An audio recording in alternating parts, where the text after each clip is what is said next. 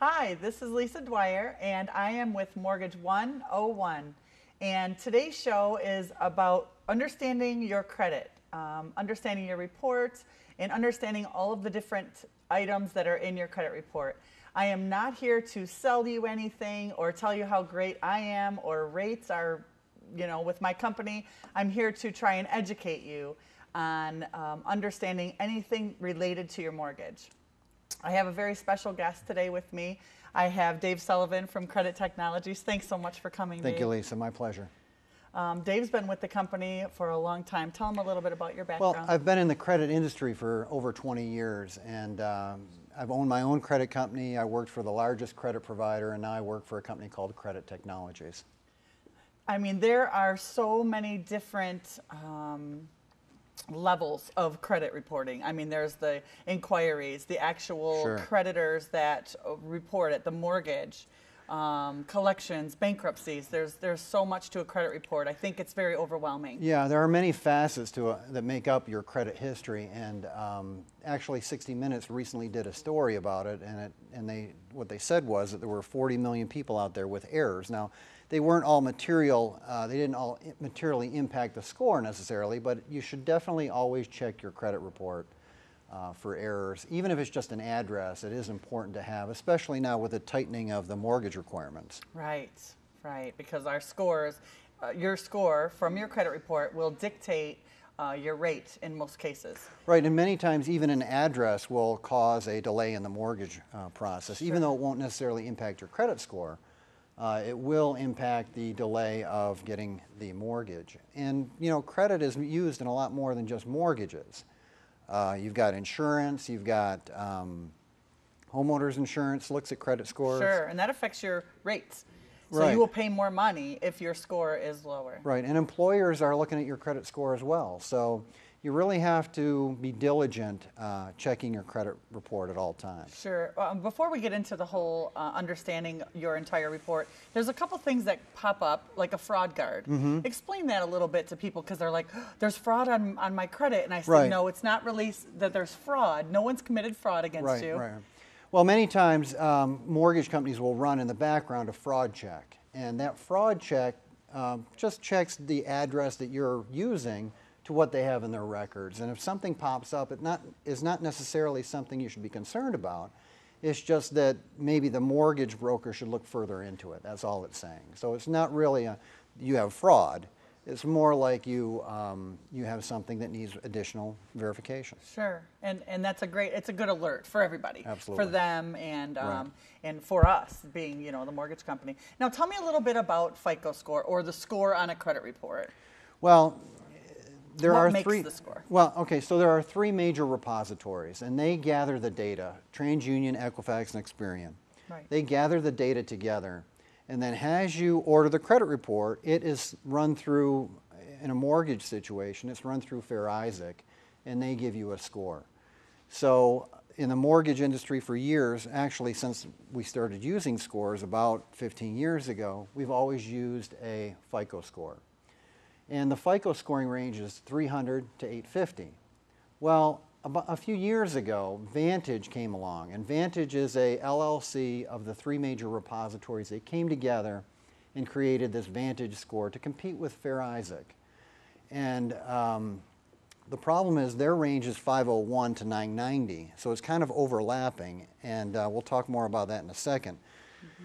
But when you order your credit report, even from annualcreditreport.com, you're winding up with a Vantage score. So it's very misleading, and people become confused Right, about and that's that. one of our documents of the day today is to talk about that. Right. Now, I guess we can do that now, right? Sure. Talk about the difference between the scores. I'm going to put it here in front of you so that Okay. you can kind of show people. And she kind of, there you go. Well, what I tried to show with this graph is that really there's a Vantage score out there, and actually the Vantage 2.0 score includes rental history. The FICO score does not, so that was something new that happened. But so the FICO scoring range, as you can see here, is 300 to 850, 501 to 990. So when you pull your credit report from annualcreditreport.com, you get a Vantage score, and your score could be 700, which normally from a mortgage perspective. Right, that's awesome. Right, Hey, you say, great. yeah. We can get you a mortgage. Right. We can do this. Yeah, you got a great rate. So then you call a mortgage broker and they pull your credit report and it comes back in 500, right? Right, and then So- they come to me and think that I've done something Right, wrong. then or- you've done something wrong. So Sure. there's a lot of confusion around this. I put the slide together to kind of alleviate those concerns, and it's probably the number one question that I get from my loan officer clients, that why is this score, they said it was 700, why is the score now 500? And what when are I the get it? differences? What are the differences between the FICO for mortgages and the Vantage? Why is there such a big difference? Well, Vantage created the scoring model range for them at a different level than FICO. I think that there were some legal problems with them using 300 to 850, obviously, so they kind of came up with a different range. The Vantage score primarily is used for insurance. So when you get an insurance policy, they use a Vantage score, and they know that the range is different, so they can appropriately address their liability. Sure, and the average person, the biggest percentage is where? Well, the biggest percentage is 29%, 681 on the FICO score to 780, 800 to 899 on the Vantage score, which is interesting. You wouldn't think it'd be that high because Right. a lot of the people who are not applying for mortgages, though, have good scores because they don't need the credit. You know, I was going to say my average is probably the 660. yeah, and that's a tough range because they're right at kind of the, you know, they could very easily fall down. And Right. We'll the talk minimum about. for us to, I mean, we have some programs that we can go as low as 580, but there's Right. pretty strict guidelines, and there are lenders out there. Most of the conventional banks want you at about 700, 680, 700. Mortgage One, we can do FHA and conventional and rural development, and we look for about a 640. Okay. So that's where we start at our. In 660, it's very easily to slip down below there, especially during the mortgage process. Sure. Yeah, Sure, there are some things absolutely. that we can talk about there. Well, we have a lot of great things to touch on today, and I think that the most important aspect of today's show for me, Dave, is just understanding your report, understanding the different, I don't know, I guess. Categories? Yeah, how it would come into play, how the score actually ends up being a 650. Do I have, people ask all the time, should I close my accounts? Sure. You know, that's a big question. Right. Maybe we could address Well, that. there's a lot of different things, but I'll tell you the number one thing from a mortgage history standpoint is the length of credit history. You always want to have a long credit history. So when you're thinking about closing accounts, you don't want to necessarily close the oldest accounts you have. You want to close newer accounts. And actually, I would tell you, prior to a mortgage, you shouldn't close any accounts. Right, yeah. People come to me and I see they have $30,000 available. Right. It's like, okay, Lisa, I have all this money, you know, all this credit available. Do I close them all? Well, then I'm looking and they only have maybe one that they're using and all the rest are old. They haven't been, you know, they're still reporting monthly, but they haven't had any activity on them. So I Right. tell them, do not do anything until I either talk to you Right. or find out for sure where their score is going to be. We'll be right back after this, and we're going to get into inquiries on your mortgage, on your credit report, and how that affects your score. And we're going to talk about balances on your credit card. So we'll be right back. Thanks for watching. The American Legion. We're a powerful force for the nation. We're the largest veterans service organization in the nation. We're committed to making sure all veterans receive the benefits they deserve for the sacrifices they've made in service to America. If you're a veteran in need of help or support, please contact us. Go to legion.org to find out more about the American Legion's commitment of service to America. Hello and welcome back. I'm here with Dave Sullivan from Credit Technologies, and we are talking about your credit report and how important it is to understand all the different facets of the credit report. We spoke about the score, what makes the score, the difference between the FICO and the Vantage, yep. And now we're going to talk about inquiries a little bit. How do inquiries affect your score? Well, there's a lot of confusion about inquiries and how they impact the score because FICO has changed the way they've handled them over the years a number of times. So at first they said that all inquiries will count as one inquiry and then impact the score. And then they said, well, if somebody's going to 5 different auto dealers, maybe they should not have 5 different auto inquiries because they're not going to get 5 different cars. And they said, well, what we'll do is we'll give them a 45-day window, actually a 14-day window to shop that.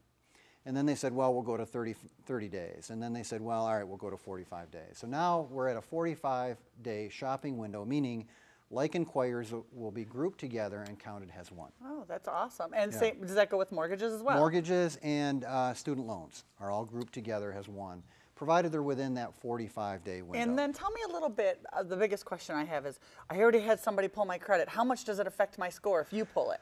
Well, what FICO did in addition to that is they gave you a 30-day window with no impact. So right now there's a 30-day no impact window. So if they pulled, another mortgage broker had pulled the score, there's a 30-day window where it doesn't have any impact at all. Good. So how much does it impact the score? That was your other question. Yeah. That depends on the file itself. Because the FICO scoring model is dynamic, you know, one inquiry on one report is going to have a different value than one inquiry on a different report. So anywhere from 5, actually anywhere from 0 to about 15 points is all you're going to impact. Well, that's what I was, you know, they had said to me, my clients, they say, well, if I went, you know, let's say they're looking for a car at the same time. Yeah. And that effect, I mean, to me, it seems like the car industry really, I don't know what happens, but as soon as someone says they're looking for a car, it becomes an explosion of inquiries Yeah. on their report. Right. And then they notice the difference. They do. And then they come to me and say, well, my score was, you know, a 700 or a 680, and Right, now right. it's a 620. Or, you know, I wondered how Well- many inquiries, you know, is there a ratio? Like 5 inquiries is 1 point, or does it work like, how No, does it that doesn't work like that. It's dynamic. It depends on the other information in the credit report. So if they're around 600, inquiries are going to have a bigger impact. But it's not going to go from 680 to 620. I mean, you might come down 5 or 6 points, but there are other reasons more than likely that the score came down. Okay, well, that's I don't good know to what it is about people who want to apply for a house. They suddenly have to go buy a bunch of other things. Believe me, I want to just, Yeah, right. So if you're going to apply for a mortgage, one thing I'd tell you is don't shop for anything else. Don't Right. you know, don't buy anything. Don't go to Art Van or Right. any store really. that's and- what I tell them. Wait yeah. until we close, then you can shop your heart out. Right. And don't do it the day before we close, because we re-pull your credit. Yes, exactly. Do you know, we do. Yes. We pull it right before we get our closing docs out, and we do that to make sure. You guys are so on top. The credit agencies are just all over my borrowers. Yeah. Well, if we do anything, if they go in, you know, Art Van, if they go and look Right. at a car, if they do, I mean, then I have to get letters of explanation.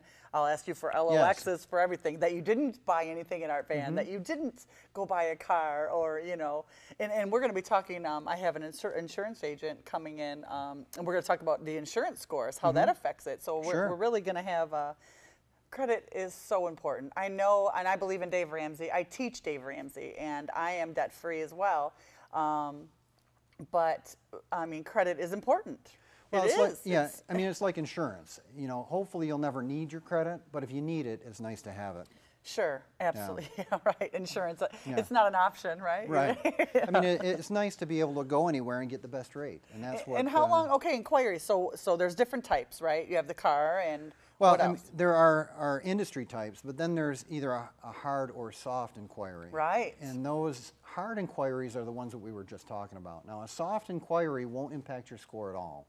And those are the ones where the consumer actually inquires themselves to find out how their credit report is. So if they go to annualcreditreport.com, that inquiry does not impact the score at all. Right. Okay. Great. And how long do they stay normally?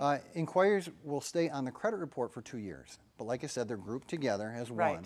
For 45 days. So if in that someone's- 45-day window, right? Perfect. And we'll have an example of that here in a second. Yeah, I do. But, I do want to talk about that a little bit. but they will stay on your credit report for 2 years and then fall off. And the impact of the inquiry really drops off after, I would say, 8 months. It starts to really drop down. So we talked about how FICO's changed how they handle the inquiries. There's a no impact window for 30 days, and then they're grouped together within the 45-day window. So I have a quick little example here on this slide of a mortgage inquiry, an auto inquiry, another auto inquiry, and then the third auto inquiry, which is much like your applicants, right? Right. Right. So if they do all that in January, Of course, it'll have no impact for 30 days, but come February, on the 1st, that first mortgage inquiry will impact their credit score. And then on the 2nd, they'll have one auto and one mortgage. But on the 4th, 5th, and 6th, those other inquiries will start to impact their credit report, Right. but because they're grouped together, they'll still have one auto, one mortgage. Well, that's a lot, and I want to reiterate this, that Dave and I speak the same language most Right. of the time. Yeah, right. Most of the time I'm calling and saying, can't you fix this? Can't we do this? What can we do? But in the sense of what we do, we're here to help people. We really are. That's where our heart is at, and that's what we believe in, and that's why we love our job, because we do want to help Right. the community and the public. I know we speak sometimes today in terms that maybe you don't understand or you're not used to hearing. All of the information that we talk about today is available for your viewing. Either you can go to Mortgage, it's mtg101.net. You can go to my Facebook page, Yep. or you can call at 248-627-7283, and we can give you a script of everything we discussed today. We'll be right back.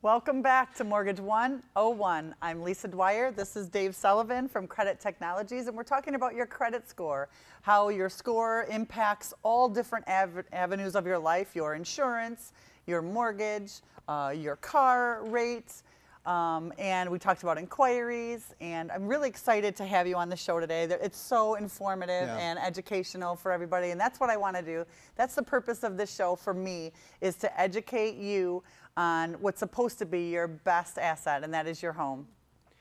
Yeah, and also employers are looking at credit reports. Oh, right, as well, so. right. Your job, your income may be affected, not only what you spend. Absolutely. Great. Now, our last segment here, we kind of want to talk about, and I'm going to just reiterate that everything is available on our Facebook page, on my website, mtg101.net.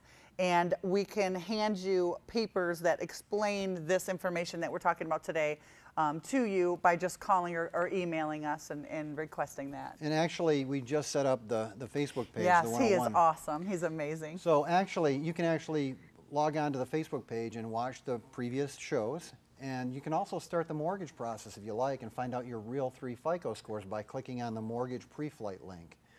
There's a quick little questionnaire, you fill it out, and then you're delivered back a mortgage pre-flight report. Yes, and it has your scores, And it has which is the most, that's the most valuable thing to start off with. Yeah. Where do I stand with my credit? Exactly, and those are the real 3 FICO scores that you're going to use to close a loan. That's Yes. actually the same report that you're going to use, so Yes, it's a great way to start. The best scores. Yeah, the real The real mortgage, deal, yeah, right. scores. Good.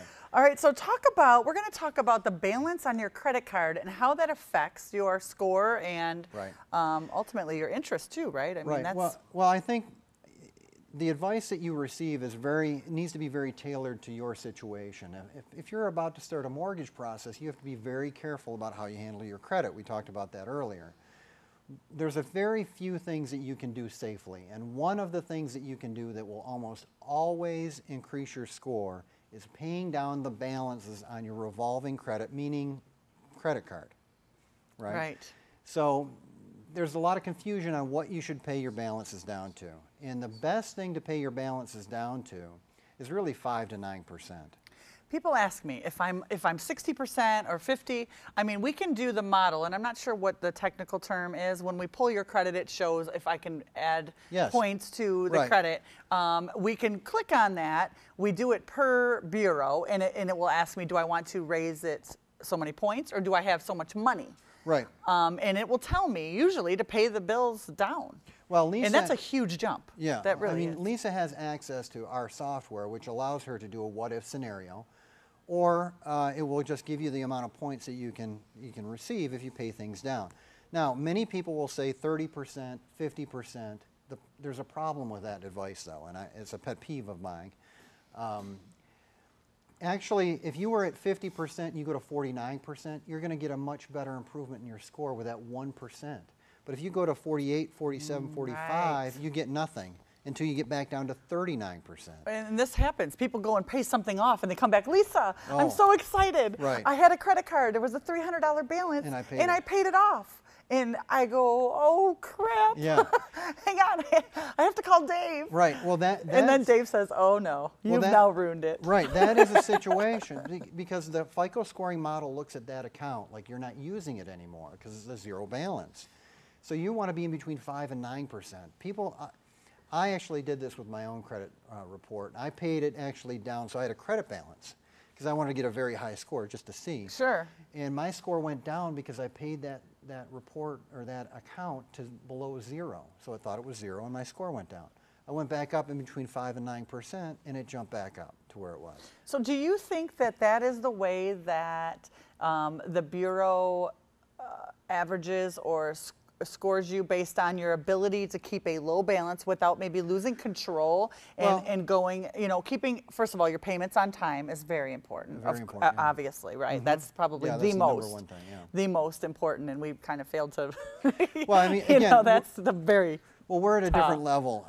We're kind of already assuming that you pay everything on time. You don't want any collections. I don't ever assume that, Dave. All right.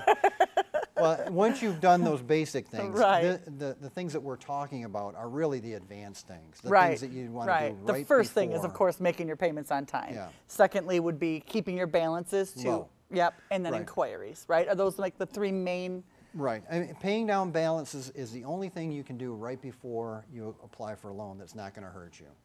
So again, if you're at 50 and you can get to 49, you're better. If you're at 30, get to 29, you're better. And many times this is less than $100. Right. Yeah, a lot of times my credit score fixes, I guess is what, if I could call it that, where I can get the jump or just a little edge on Yeah. my score, are just very, couple $100.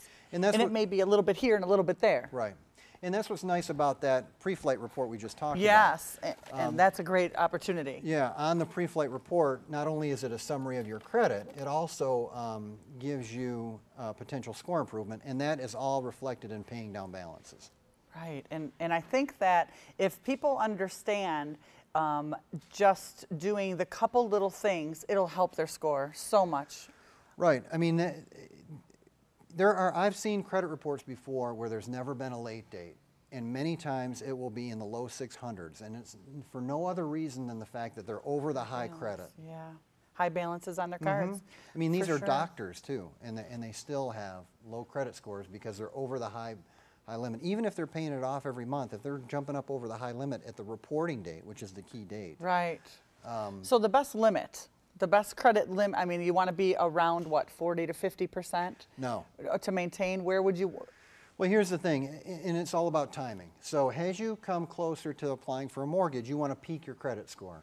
And the way to peak your credit score is to get your balances down to 5 to 9%.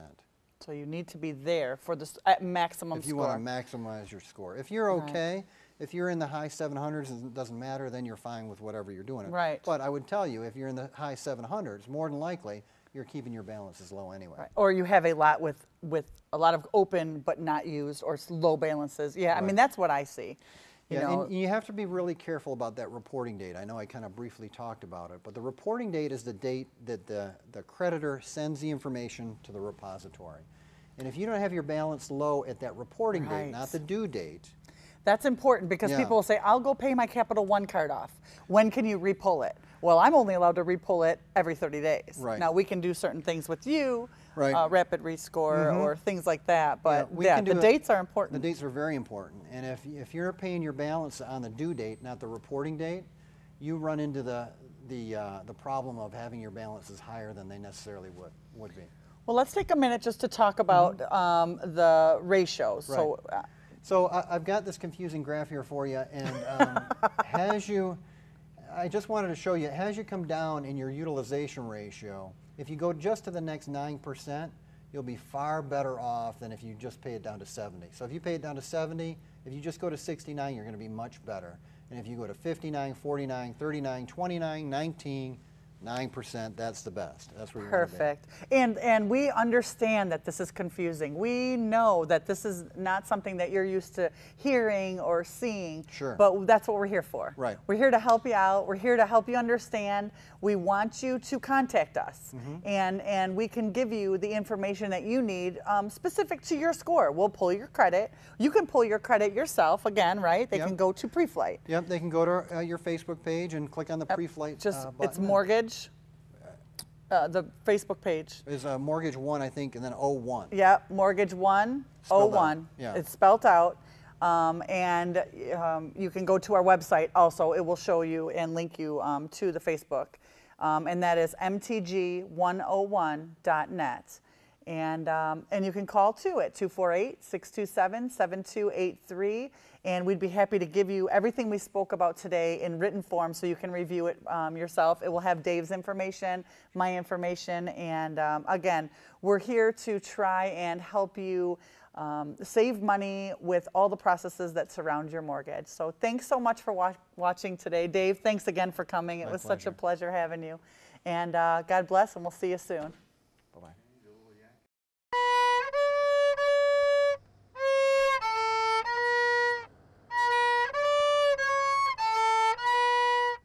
I'm program director. Production supervisor. Producer, editor.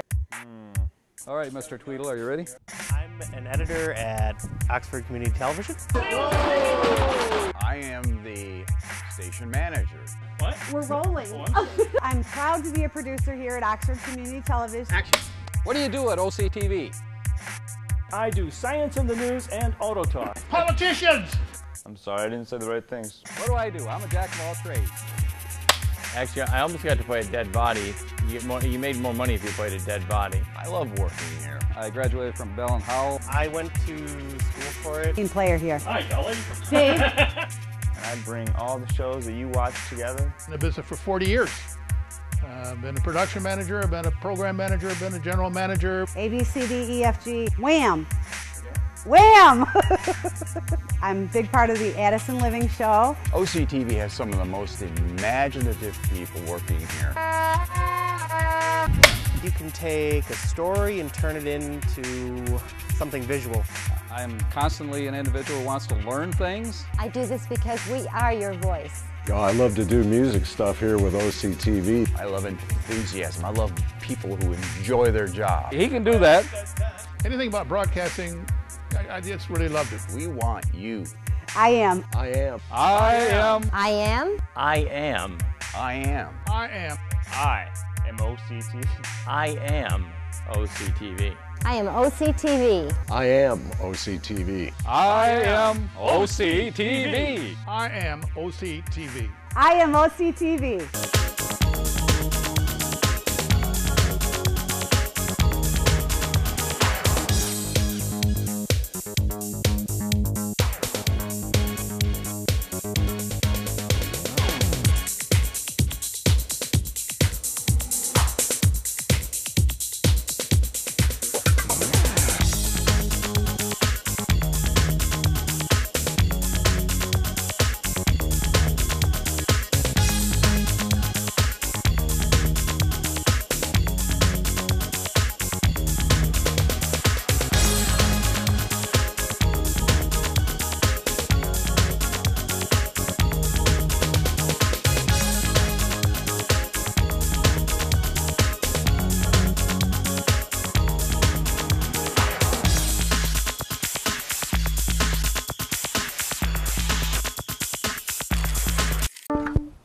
We can do this.